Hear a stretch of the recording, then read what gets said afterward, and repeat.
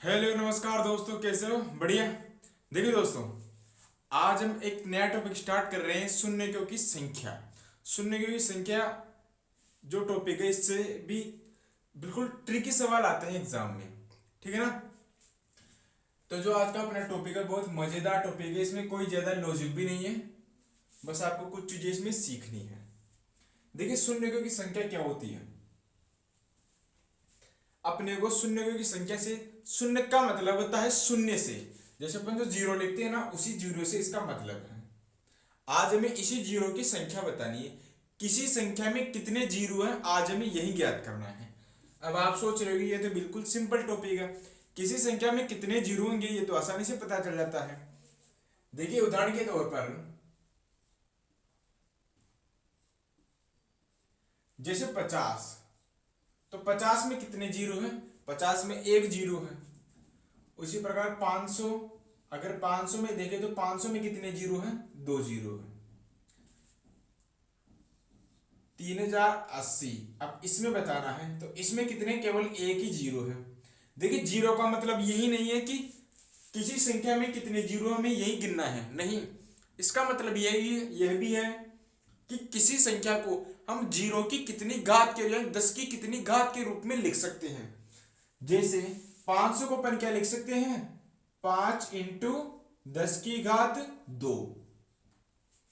तो इसमें कितने जीरो है? दो जीरो। तो यहां 10 की घात कितनी आ गया? 2।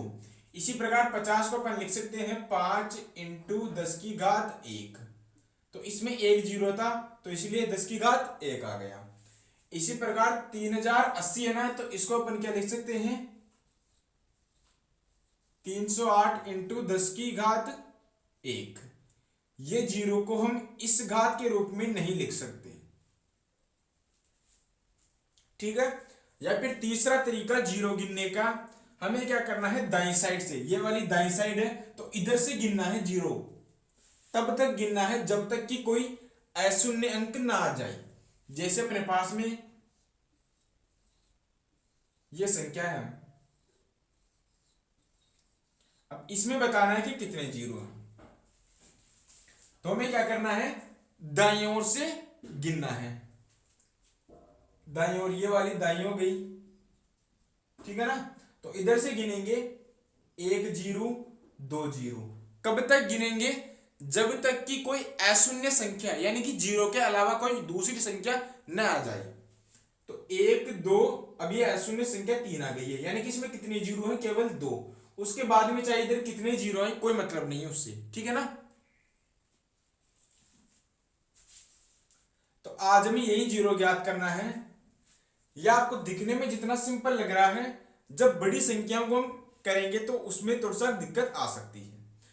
तो अब स्टार्ट करते हैं अपन इसका जो प्रश्न होंगे।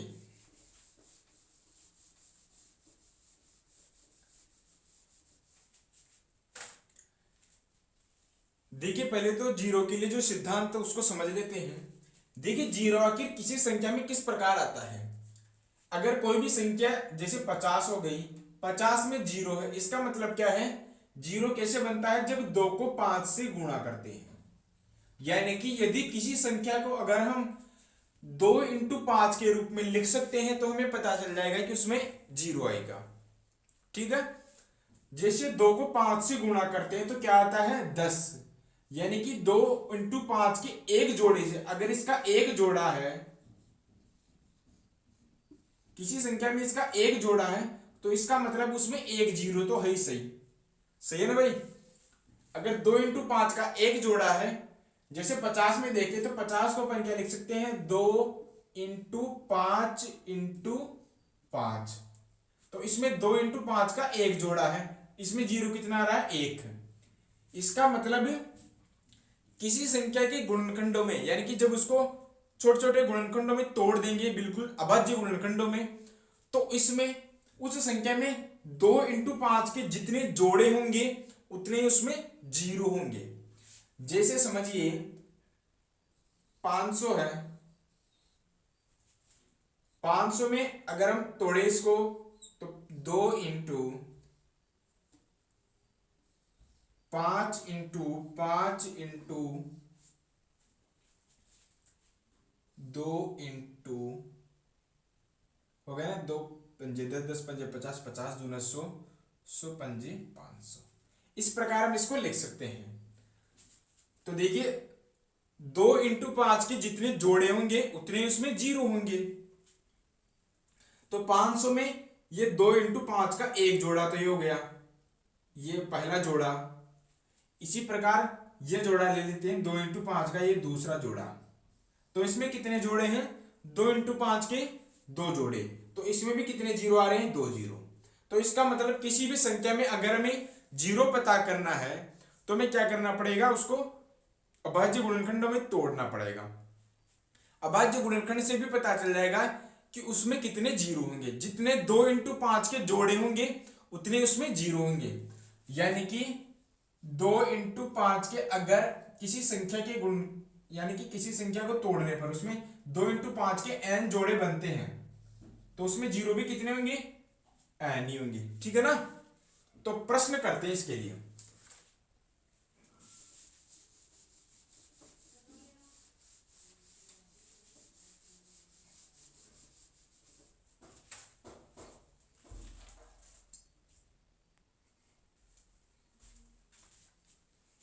देखिए 4 प्रश्न है, इनमें अपन जीरो ज्ञात करते हैं कि जो इनसे संख्या बनेगी उसमें कितने जीरो होंगे।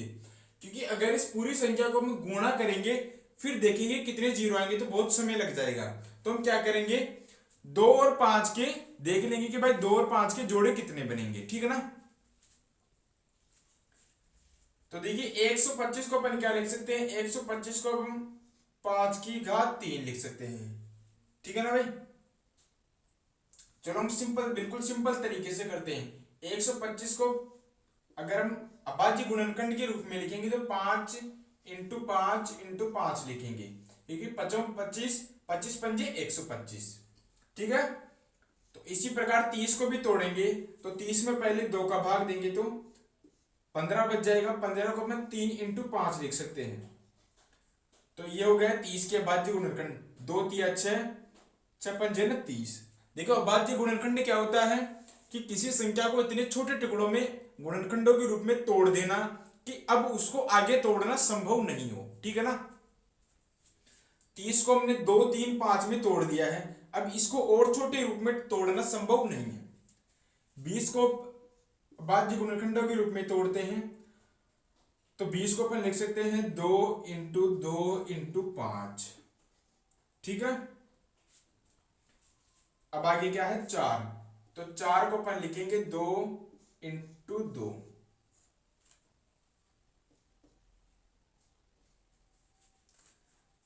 अब 5 की कितनी घात है इसमें, देखो 5 की कितनी घात है इसमें, जितनी बार 5 आएगा उतनी बार ही तो 5 की घात होगी। तो 1 2 3 4 5 5, यानी कि 5 की घात हो गया 5 इंटू, हमें केवल 5 और 2 से मतलब है, 3 से और अन्य संख्याओं से कोई मतलब नहीं है। क्योंकि अगर उसमें 5 और इंटू 2 के कितने जोड़े हैं ये पता चल गया तो हम आसानी से बता सकते हैं कि उसमें कितने जीरो होंगे। तो हम जो 3 है उसको छोड़ देंगे। ठीक है ना। और भी अगर अन्य संख्याएं हो तो उनसे कोई मतलब नहीं है, हमें केवल जीरो पता करना है तो 2 इंटू 5 के जोड़े से ही निकल जाएगा। ठीक है ना। तो 2 की कितनी घात है इसमें, 2 कितनी बार आ रहा है, 1 2 3 4 5, यानी कि 2 की भी घात 5। तो इसका मतलब 2 और 5 के कितने जोड़े हैं, 2 इंटू 5 के, 2 इंटू 5 की घात भी हो जाएगा 5। इसमें 2 इंटू 5 के कितने जोड़े हैं, 5। जितनी घात है उतने ही तो जोड़े हैं। तो इसका मतलब इसमें जीरो कितने आएंगे, शून्य कितने होंगे इसमें अंत में, शून्य किसमें आएंगे, 5। ठीक है ना। शून्य क्या, शून्य। ठीक है ना। शून्य इसमें 5 आएंगे।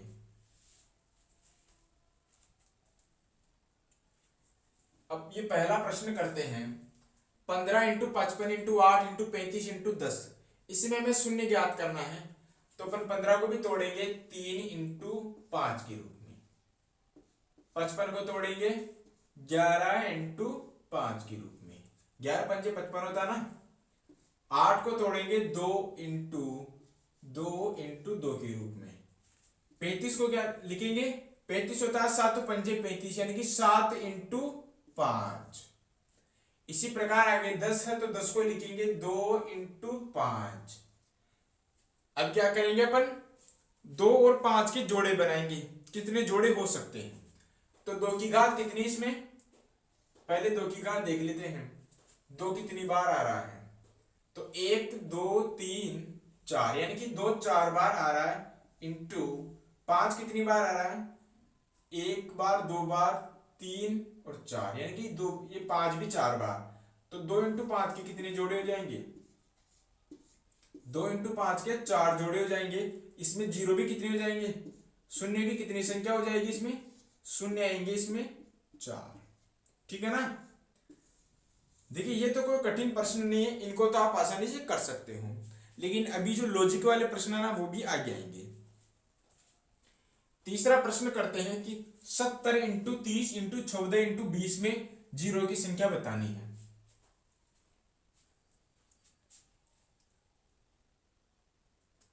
देखिए इसको तो अपन सिंपल तरीके से भी कर सकते हैं। इसको 10 इंटू 7 इंटू 10 लिख सकते हैं, इसको 3 इंटू 10 लिख सकते हैं, इसको 14 का 14 ही रहने देते हैं और इसको 2 इंटू 10 लिख देते हैं। ठीक है, जो 10 और 10 है ना इनको एक तरफ ले लेते हैं। 7 इंटू 3 इंटू 14 इंटू 2 इंटू 10 की घात 3। 10 की घात 3 का मतलब क्या है भाई, 2 इंटू 5 का जोड़ा है तो ये 10। 2 इंटू 5 को अपन या तो 2 इंटू 5 लिखें या फिर क्या लिखे, इसको 10 लिखें, बात बराबर है ना। तो 2 इंटू 5 की घात चाहे 3 होगी, ऐसा हम कह सकते हैं ना भाई। 10 की घात 3 का मतलब 2 इंटू 5 की घात 3। तो इसमें कितने जीरो होंगे, 3 जीरो जाएंगे, क्योंकि अगर इसको छोड़ दें तो इसके अलावा तो कोई जीरो बन ही नहीं सकता। इसमें 2 आ रहा है लेकिन 5 कहां है भाई, 7 में भी नहीं है, 3 में भी नहीं है, 14 में भी नहीं है और 2 में भी नहीं है, 5। तो जीरो तभी बनेगा जब 2 और 5 होंगे। तो कितने जीरो होंगे इसमें, शून्य की संख्या हो जाएगी इसमें 3। ठीक है। चौथा प्रश्न है 120 इंटू 25 इंटू 8 इंटू 40 इंटू 15, इसमें में जीरो की संख्या बतानी है।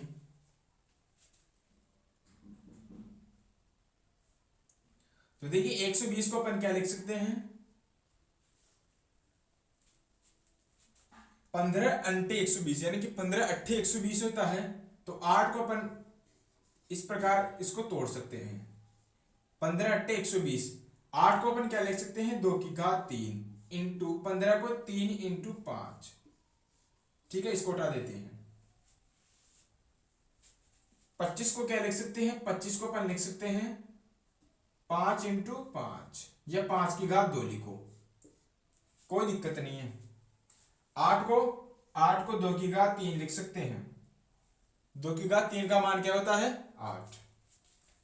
इसी प्रकार 40, तो 40 को अपन क्या लिख सकते हैं, 8 पंजे 40, तो 2 की घात 3 इंटू 5। 15 को 3 इंटू 5 हो गया। अब इसमें पहले अपन 2 की घात निकाल लेते हैं कि 2 की घात कुल टोटल कितनी है। तो 3 यहां पे है, 3 और 3 6 6 3 9, यानी कि 2 की घात है इसमें 9 इंटू 5 की घात कितनी है, 1 2 3 3 और 1 4 और 1 5, यानी कि 5 की घात है इसमें 5।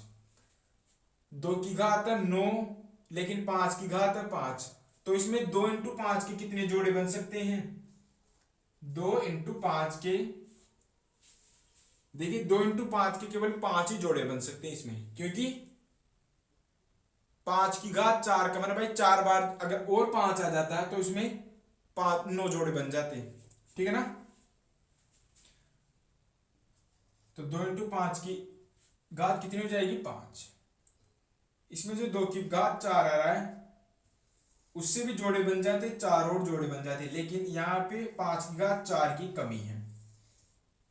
4 घात कम। तो इसमें कितने जीरो होंगे, इसमें जीरो होंगे, शून्य शून्य होंगे, इसमें 5। ठीक है।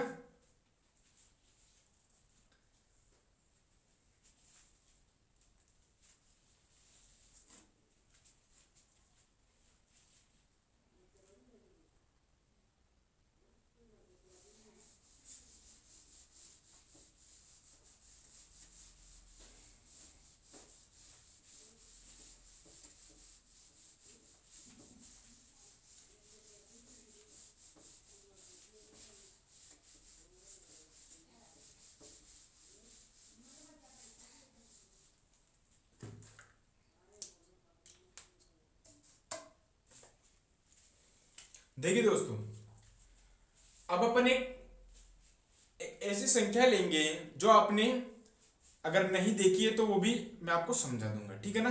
तो उसमें जो वो क्वेश्चन है ना, वो थोड़ा से जटिल प्रश्न है। देखिए आपको बताना है, जैसे क्वेश्चन है कि 1 × 2 × 3 × 4 आगे कहां तक है, 25 तक है। यानी कि 1 × 2 × 3 × 4 इस प्रकार कहां तक गुणा हो रहा है, 25 तक। तो इसमें आपको जीरो की संख्या बतानी है। शून्य ज्ञात करिए।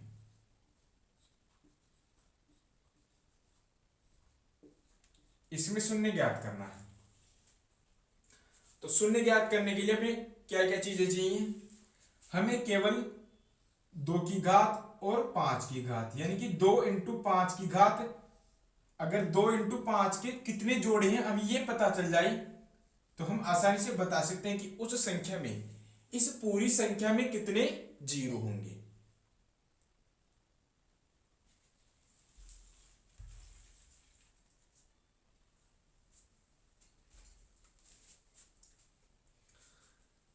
तो देखिए, आपने अगर 11वीं कक्षा में मैथमेटिक्स में आपने देखा होगा फैक्टोरियल, फैक्टोरियल आपने पढ़ा होगा। तो फैक्टोरियल में क्या होता है, जैसे लिखा हुआ है 25 फैक्टोरियल। फैक्टोरियल का मतलब क्या है, इसको बोलते हैं 25। देखो ये जो चिन्ह है ना, इसको बोलते हैं फैक्टोरियल। तो इसका मतलब क्या होता है कि जब भी किसी संख्या के आगे ये चिन्ह हो, यानी कि 25 फैक्टोरियल लिखा हो, तो उसका मतलब क्या होता है कि उसको उस संख्या से लेकर घटते क्रम में उनको गुणा कर दो। जैसे लिखा हुआ है 25 फैक्टोरियल, तो मैं क्या करना है, इसका मतलब कि 25 × 24 × 23 × 22 कहां तक चलेगा, ये क्रम चलेगा 3 × 2 × 1 तक। जिस भी संख्या के ये फैक्टोरियल का चिन्ह लगा हो, इसका मतलब है कि उसको घटते क्रम में अपने को गुणा करना है। जैसे 5 फैक्टोरियल लिखा हुआ है, तो 5 फैक्टोरियल का मतलब क्या है, 5, फिर इससे छोटी संख्या 4, उसको भी गुणा करो इससे, फिर उससे छोटी संख्या 3, फिर 2, फिर 1। इन सबको गुणा के इन सबको गुणा करने पर जो मान प्राप्त होगा, वो मान किसके बराबर होगा, 5 फैक्टोरियल का बराबर। क्या होगा इसका मान, 5 चौके 20, 20 दिया 60, 60 दूना 120, यानी कि 5 फैक्टोरियल का मान कितना होगा, 120। इसी प्रकार 3 फैक्टोरियल लिखा हुआ है, तो 3 फैक्टोरियल का मान क्या हो जाएगा, क्या करना अपने को, 3 से जितना फैक्टोरियल लिखा हुआ है वहां से लेके घटते क्रम में संख्याओं को गुणा करना है।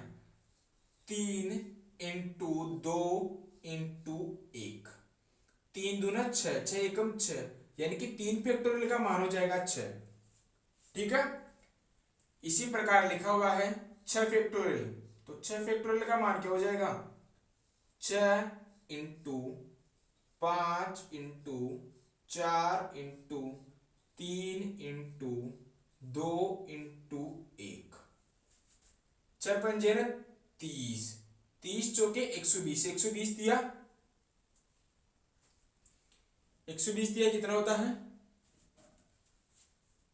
देखो 120 को 6 से गुणा करते हैं हम, तो 12 × 72, यानी कि 720। या अपन यहां से भी गुणा कर सकते हैं कि 5 फैक्टोरियल का मान क्या है 120, तो इसको 6 से गुणा कर दो, 12 की 72 यानी कि 720 मान हो जाएगा। 6 फैक्टोरियल का मान कितना हो जाएगा 720, तो ये हो जाएगा फैक्टोरियल का मतलब, ठीक है ना। तो फैक्टोरियल का मतलब क्या हो जाएगा कि घटते क्रम में संख्याओं को गुणा करना, ठीक है।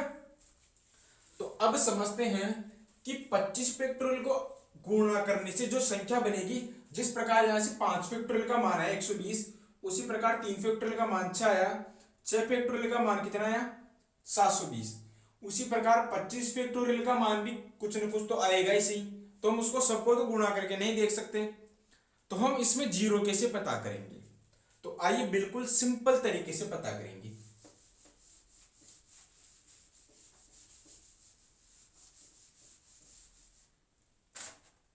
देखिए जीरो पता करने के लिए अपने को दो चीजें पता करनी है, कौन कौन सी।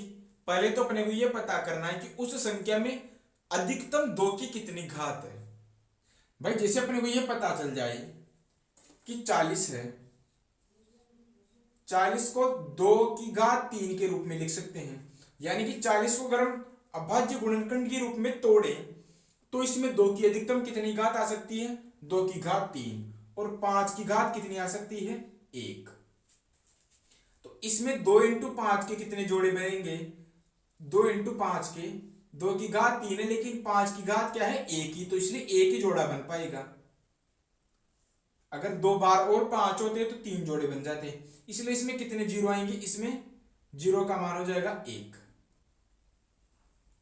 ठीक है ना। तो इसी प्रकार हमें अगर 2 और 5 की घात इसमें कितनी होगी इस पूरी संख्या में, इस प्रकार की घात, तो हम बता सकते हैं कि कितने 2 इंटू 5 के जोड़े होंगे, और जितने जोड़े होंगे उतने ही तो उसमें शून्य होंगे, ठीक है ना। तो पता करते हैं, बिल्कुल सिंपल सा तरीका है, कोई इसमें कठिन बात है ही नहीं। देखिए जब भी इस फैक्टोरियल का मान वाली संख्या आ जाए 1 2 3 4 5 25 तक है, तो 25 तक होने का मतलब क्या है कि 25 फैक्टोरियल है, 25 फैक्टोरियल, सही है ना। तो 25 फैक्टोरियल में जिस भी संख्या का हमें घात पता करना है, हम पहले क्या करते हैं, हम ये निकालते हैं कि इस 25 फैक्टोरियल में 2 की अधिकतम कितनी घात है।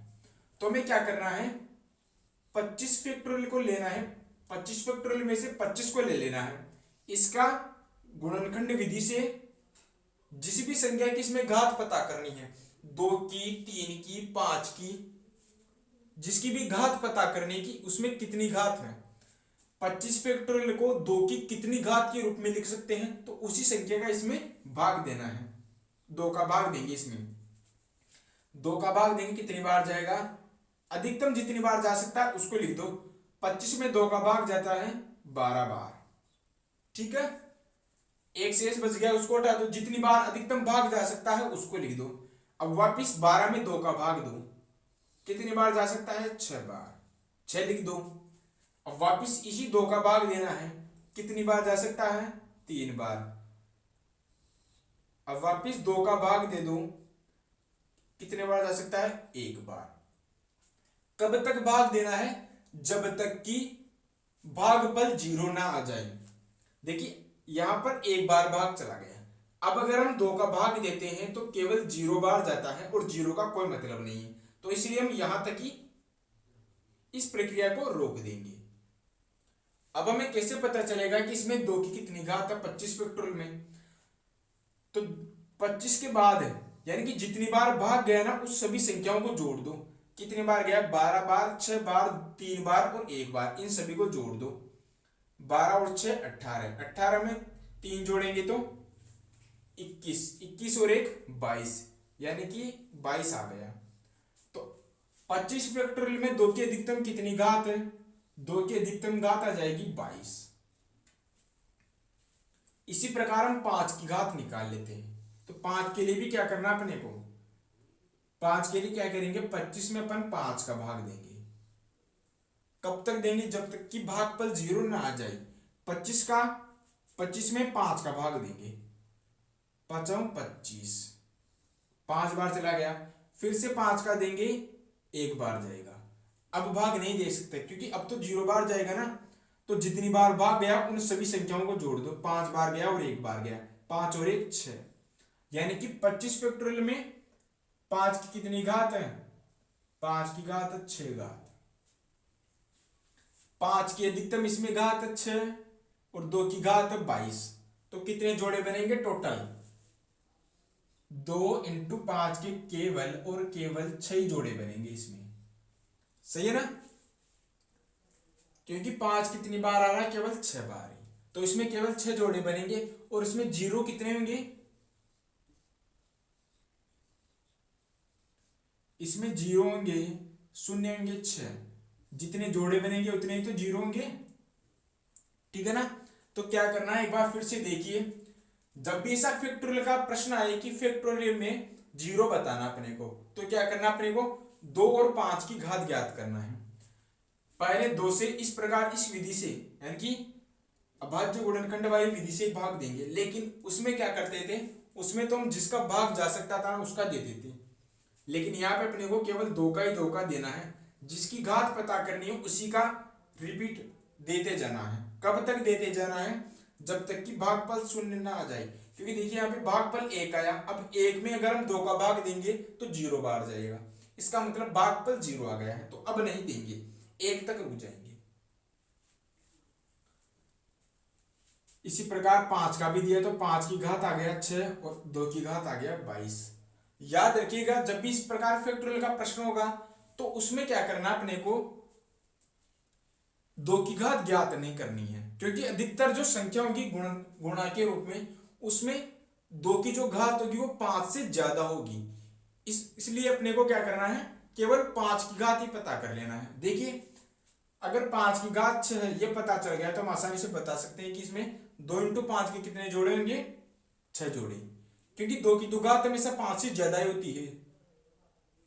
जैसे आपको उदाहरण के तौर पर बताता हूं, अगर मैं लिखूं 1 × 2 × 3 × 4 × 5, इसमें कितने जीरो होंगे, तो इसमें 1 5 है तो 1 जीरो होगा। इसमें मैंने 2 पता किए बिना ही बता दिया, क्यों, क्योंकि इसमें 5 तो 1 बार आ रहा है, लेकिन 2 कितनी बार आ रहा है, 1 बार, इसमें 2 बार आएगा तो यानी कि 3 बार, तो 5 अंकों तक ही 2 तो 3 बार आ गया, जबकि 5 कितनी बार आया, 1 बार ही, इसलिए हम केवल 5 की घात पता करेंगे। ठीक है ना, देखो प्रश्न करते हैं। पहला प्रश्न है कि 40 फैक्टोरियल में 7 की उच्चतम घात का मान बताइए। तो क्या करना अपने को, 40 का एक गुणनखंड विधि से 7 का भाग देना है। ध्यान रखिएगा, जिसकी घात ज्ञात करनी है उसी का भाग देना है। जो मैंने अभी भाग की प्रक्रिया बताई ना, वही प्रक्रिया इस पे करनी है। तो 40 के लिए करेंगे, 40 में 7 का भाग देंगे, कितनी बार जाएगा, 7 पंजे 35, 5 बार जाएगा। ठीक है, अब 5 में 7 का नहीं जाएगा, तो इसका मतलब इसमें 7 की केवल 5 घात आएगी। ठीक है, अब 5 में 7 का भाग नहीं दे सकते ना भाई, 0 कहां तक भाग देना था अपने को, 0, जब तक 0 भागफल के रूप में ना आ जाए। ठीक है, तो इसमें 7 की उच्चतम घात कितनी होगी, 5। इसी प्रकार 75 फैक्टोरियल में शून्यकों की संख्या ज्ञात करना है। शून्यकों की संख्या ज्ञात करने के लिए अपने को 2 और 5 की उच्चतम घातों का मान पता होना चाहिए। तो हम 2 की उच्चतम घात तो पता नहीं करेंगे, क्योंकि 2 की उच्चतम घात हमेशा 5 की उच्चतम घात से अधिक ही होगी, इसलिए हम सीधा ही 5 की उच्चतम घात पता कर लेते हैं। तो 75 में अपन क्या करेंगे, 5 का भाग देंगे, तो 5 का भाग कितनी बार जाएगा, 15 बार। फिर 15 में अपने को क्या करना है, 5 का भाग देना है, कितने बार जाएगा, 3 बार। अब 3 में 5 का भाग नहीं जाएगा, भागफल क्या जाएगा, अब 0, इसलिए यहीं तक भाग को रोक देते हैं। जितनी बार भाग गया उतनी ही उच्चतम घात होगी, 15 और 3 18, यानी कि इसमें 5 की उच्चतम घात होगी 18। तो शून्य भी कितने होंगे, इसमें शून्य हो जाएंगे, इसमें शून्य हो जाएंगे 18। इस संख्या के अंत में शून्य कितने आएंगे, 18 शून्य आएंगे 75 फैक्टोरियल में। ठीक है ना, 2 की तो घात 18 से ज्यादा ही होगी, इसलिए हमने 2 की घात ज्ञात नहीं की। तो तीसरा प्रश्न है कि 35 फैक्टोरियल में 2 की उच्चतम घात बताइए। अगर 35 फैक्टोरियल में अपने को बताना है तो 35 लिखो, 35 में एक अभाज्य गुणनखंड वाला जो काम करते हैं अपन ना, अभाज्य गुणनखंड करते हैं। बस अंतर ये कि उसमें हम किसी भी संख्या का भाग देते हैं, छोटी से छोटी संख्या का। इसमें हमें उसी का भाग देना है जिसके हम उच्चतम घात ज्ञात करते हैं। 2 का भाग देंगे इसमें, क्योंकि 2 की ज्ञात करनी ना, तो तब तक देते जाएंगे जब तक कि भागफल 0 ना आ जाए। तो यहाँ पे लिखेंगे 2, 2 का भाग कितनी बार जाएगा, 2 एकम 2, 1 बचा, 2 7 14। फिर से 2 का भाग देंगे, कितने 17 में कितनी बार जाएगा, 2 8 16, 8 बार जाएगा। अधिकतम जहां तक जा सकता है वहां तक देना है। 17 में केवल 8 बार गया तो हमने 8 बार ही दिया। अब 8 में कितनी बार जाता है, 2 का भाग देंगे, 2 चौके 8, 4 बार। 4 में 2 का भाग देंगे, 2 दूना 4। अब 2 में देंगे, 1 बार जाएगा। अब नहीं जाएगा, इसलिए यहीं पर भाग को रोक देते हैं। तो 2 की उच्चतम घात कितनी हो जाएगी, जितनी बार भाग गया उन सभी को जोड़ दो। 17 बार गया, 8 बार गया, 4 बार गया, 2 बार गया और 1 बार गया। इन सभी को अपने को जोड़ देना है। 1 और 2 3, 3 और 4 7, 7 और 8 15, 15 और 17 32, 32 में 35 जोड़ेंगे, 5 और 2 7, 3 और 3 6, यानी कि 67। तो 2 की उच्चतम घात कितनी हो जाएगी इसमें, 67। ठीक है। अब आपको यह कमेंट करना है कि इसमें शून्य की संख्या कितनी होगी। चौथा प्रश्न है कि 60 फैक्टोरियल में शून्य की संख्या ज्ञात करना है। 60 फैक्टोरियल में ज्ञात करना, तो कैसे ज्ञात करेंगे अपन, केवल 5 की उच्चतम घात पता कर लेते हैं। तो ये रहा अपना 60, इसमें 5 का देंगे भाग, कितने बार जाएगा भाई, 5 एकम 5, 1 बचा, 5 दूना 10, 12 बार चला गया। फिर से 12 में 5 का भाग देंगे, कितने बार जाएगा, 2 बार। अब 2 में 5 का भाग नहीं जाएगा, 12 और 2 14, इसका मतलब 5 की घात इसमें आ जाएगी 14, और शून्य की संख्या यानी कि शून्य भी कितने आ जाएंगे इसमें, 14। शून्य इसमें आएंगे 14। ठीक है। और प्रश्न करते, अगला प्रश्न है कि 10 फैक्टोरियल में 7 की उच्चतम घात का मान बताइए। 10 फैक्टोरियल में 7 की उच्चतम घात कितनी होगी भाई, तो अपन क्या करेंगे, 10 में 7 का भाग देंगे, कितने बार जाएगा, 7 एकम 7, सॉरी 1 बार जाएगा। 10 में तो 1 बार जाएगा ना। अब 1 में 7 का भाग नहीं जाएगा, तो 7 की कितनी घात होगी, उच्चतम 1। ठीक है। तो 10 फैक्टोरियल में 7 की उच्चतम घात 1। इसी प्रकार 100 फैक्टोरियल में शून्यकों की संख्या ज्ञात करना है। तो हम क्या करते हैं, सीधा ही 5 की उच्चतम घात पता कर लेते हैं। 100 में 5 का भाग देंगे, 5 का भाग कितने बार जाएगा 100 में, 5 दूना 10, 10 में गया 2 बार, 0 के 0, 20 बार चला गया। अब 20 में देना अपने को 5 का भाग, फिर से 20 में अगर 5 का भाग देते हैं तो कितनी बार जाएगा, 5 चौके 20, 4 बार चला गया। 4 में 5 का भाग नहीं जाता, तो यहीं तक इसको स्टॉप कर देते हैं। तो जितनी बार भाग गया उसको जोड़ लेते हैं, 20 बार गया और 4 बार, तो 20 और 4 24, यानी कि 5 की उच्चतम घात कितनी हो जाएगी, 24। अगर 5 की उच्चतम घात 24 है, तो इसमें 2 इंटू 5 के अधिकतम कितने जोड़े बन सकते हैं भाई, 2 इंटू 5 के 24 ही जोड़े बन सकते हैं। हमें ये तो पता है कि भाई इसमें 2 की उच्चतम घात 24 से तो ज्यादा ही होगी। ठीक है ना। तो इसमें शून्य कितने होंगे इस संख्या के अंत में, इसमें शून्य होंगे 24।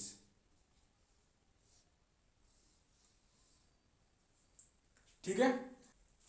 देखो 7वां प्रश्न है कि 1 की घात 6 इंटू 2 की घात 6 इंटू 3 की घात 6 इंटू 36 की घात 6 में अपने को शून्यकों की संख्या ज्ञात करनी है। तो देखिए इसको अपन क्या लिख सकते हैं, 1 इंटू 2 इंटू 3 इंटू 6 की घात 6, इसको अपन ऐसा भी लिख सकते हैं 1 इंटू 2 इंटू 3 इंटू 36 की घात 6,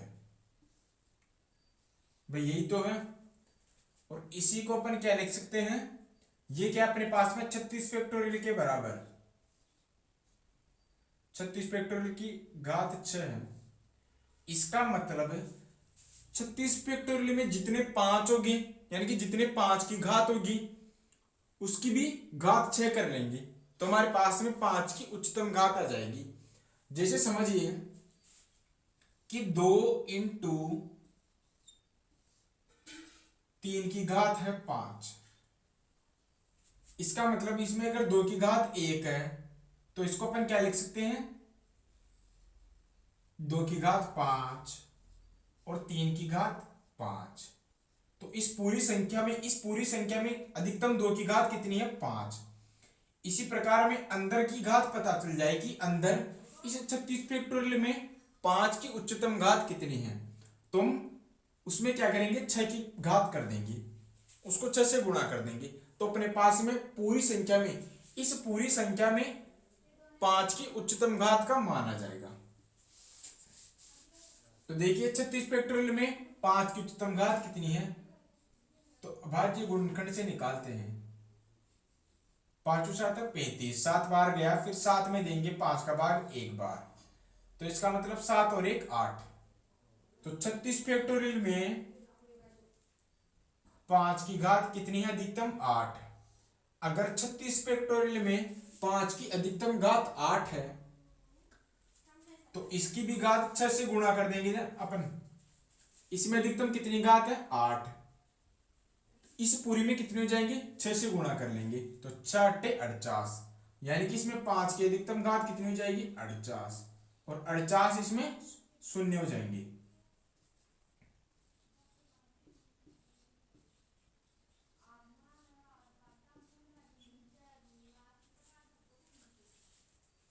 ठीक है ना।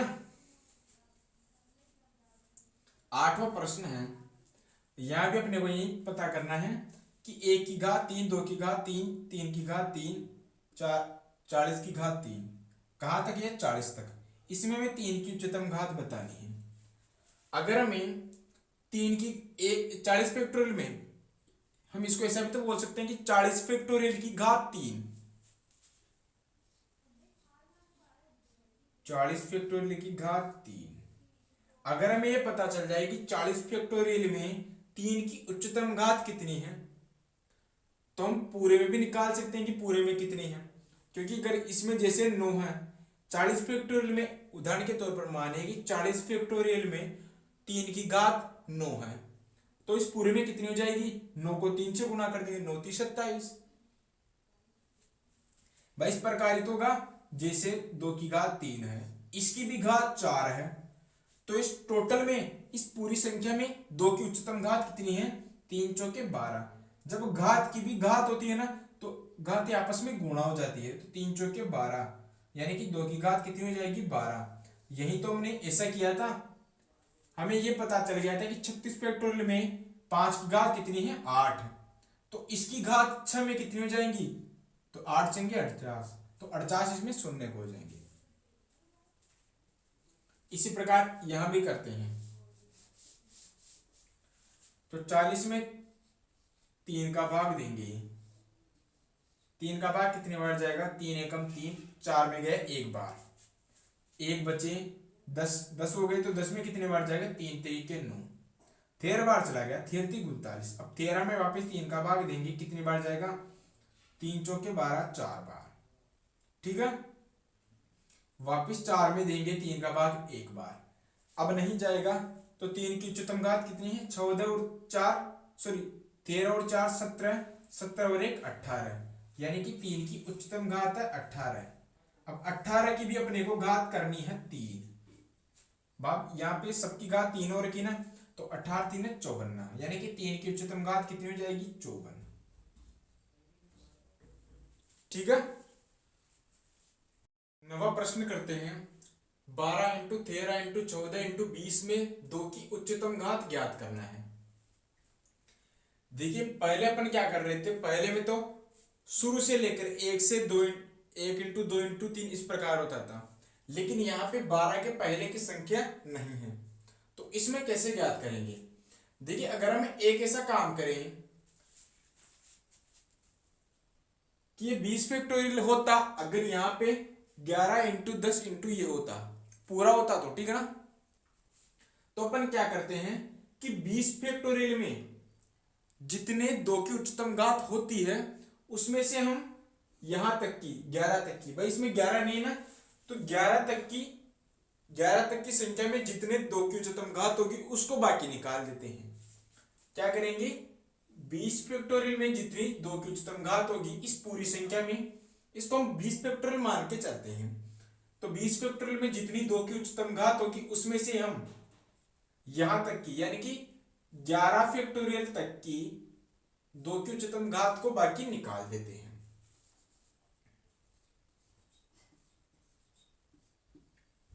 ठीक है ना। तो पहले 20 फैक्टोरियल में निकालते हैं कि 2 की उच्चतम घात कितनी है। तो 20 फैक्टोरियल में कितनी हो जाएगी, 2 की उच्चतम घात 2 का भाग देंगे, 20 में कितने बार जाएगा, 10 बार, 10 बार गया, फिर 10 में 2 का भाग देंगे, कितने बार जाएगा, 5 बार, 2 पंजे 10, 5 में फिर से 2 का भाग देंगे, 2 बार जाएगा, ठीक है। अब 2 में 2 का भाग देंगे, 1 बार जाएगा। तो कितनी उच्चतम घात होगी 2 में, 10 और 5 15, 15 और 2 17, 17 और 1 18, यानी कि 2 की उच्चतम घात होगी 19 या 18, 10 और 5 15, 15 और 3 18, यानी कि 18। 2 की घात अधिकतम कितनी होगी इसमें, 18। अब इसमें 11 तक की संख्या गायब है, इसका मतलब 11 तक की संख्या में जितनी बार 2 आ सकता है उसको हम बाकी निकाल देते हैं। 2 का भाग देंगे 11 में, कितने बार जाएगा, 5 बार, फिर से 5 में 2 का भाग देंगे 2 बार, फिर से 2 में 2 का भाग देंगे 1 बार। इसका मतलब 11 फैक्टोरियल में कितनी उच्चतम घात, 2 की अधिकतम घात कितनी है, 5 और 2 7, 7 और 1 8, यानी कि 8 घात आएगी। 11 फैक्टोरियल तक तो 8 घात आएगी और आगे कितनी आ जाएगी, 10।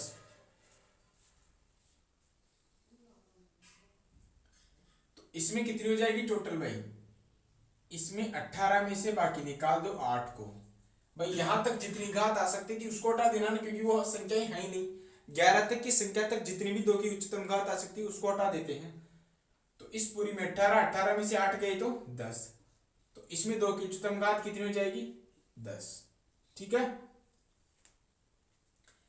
इसमें भी बिल्कुल इसी प्रकार करेंगे, 23 24 25 इंटू 50, 50 तक है तो 50 में शून्य की संख्या ज्ञात करनी है, तो क्या करेंगे अपन, केवल 5 की उच्चतम घात ज्ञात कर लेंगे, क्योंकि 2 की तो हमेशा 5 से ज्यादा होगी। तो पहले 50 फैक्टोरियल में अपन 2 की उच्चतम घात ज्ञात, सॉरी 5 की उच्चतम घात ज्ञात करते हैं। 5 का भाग देंगे 50 में, कितने बार जाएगा, 10 बार, 10 बार गया, फिर से 10 में 5 का भाग देंगे, कितनी बार जाएगा, 2 बार। अब 2 में 5 का भाग नहीं जाएगा, तो 50 फैक्टोरियल में 5 की उच्चतम घात कितनी है, 10 और 2 12, 5 की घात कितनी हो गई, 12। लेकिन इसमें से 22 तक की जो उच्चतम घात आएगी उसको बाकी निकाल देना है, तो 22 तक की हम बाकी निकाल देते हैं। 5 का भाग 22 में, 5 चौके 20, 4 बार चला गया, अब इसमें भाग नहीं जाएगा, तो इसका मतलब 22 फैक्टोरियल में 4 घात होगी, इसमें केवल 5 की घात 4 होगी। 23 के पहले 5 की अधिकतम कितनी घात होगी, 4, गिन के भी आपको बता सकता हूं। पहली आएगी 5 में, पहला 5 आएगा किसमें, 5 में, फिर 10 में आएगा 1 बार और 5, फिर 15 में आएगा, फिर 20 में आएगा, तो 5 की इसमें 4 घात हो जाएगी, इसमें 12 है, तो 12 में से अगर 4 गए तो कितने बचे, 8।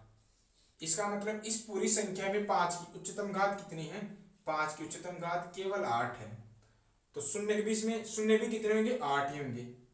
ठीक है।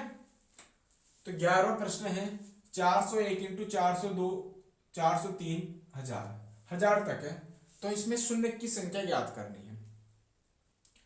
तो क्या करेंगे अपन, पहले 1000 तक ज्ञात कर लेंगे कि 5 की कितनी अधिकतम घात होगी, फिर उसमें से 400 तक, क्योंकि इसमें 400 नहीं है ना, 401 से स्टार्ट हो रहा है, तो 400 तक जितनी भी 5 की उच्चतम घात आएगी उसको हम बाकी निकाल लेंगे।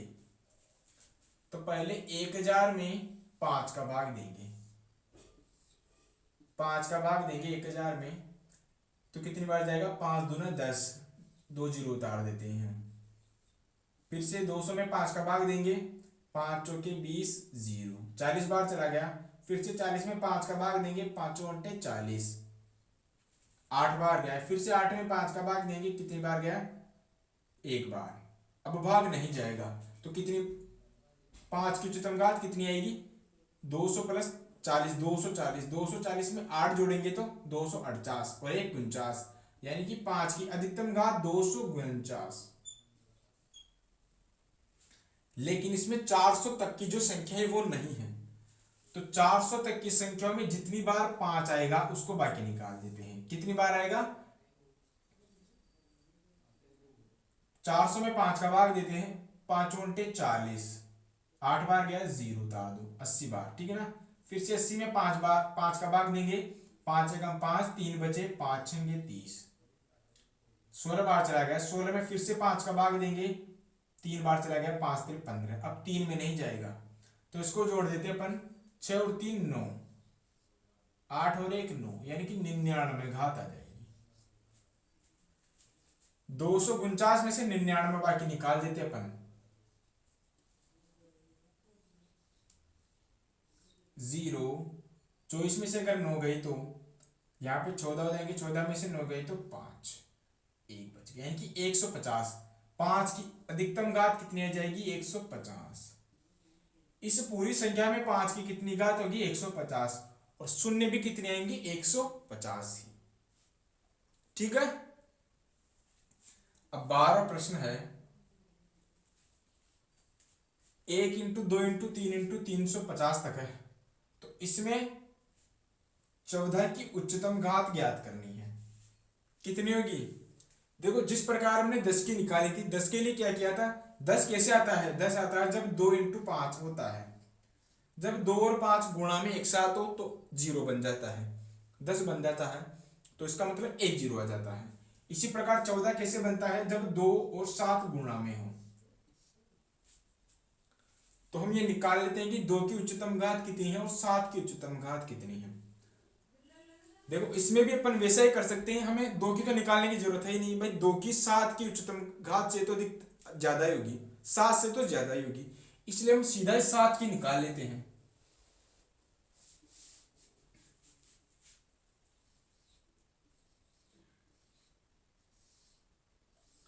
सात की निकालेंगे, 350 में 7 का भाग देंगे, 7 पंजे 35, 5 बार गया, 0 का ऐसे के ऐसे उतार दो।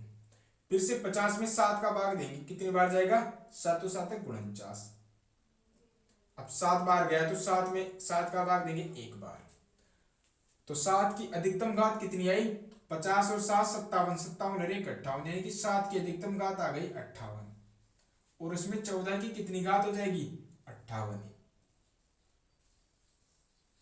ठीक है।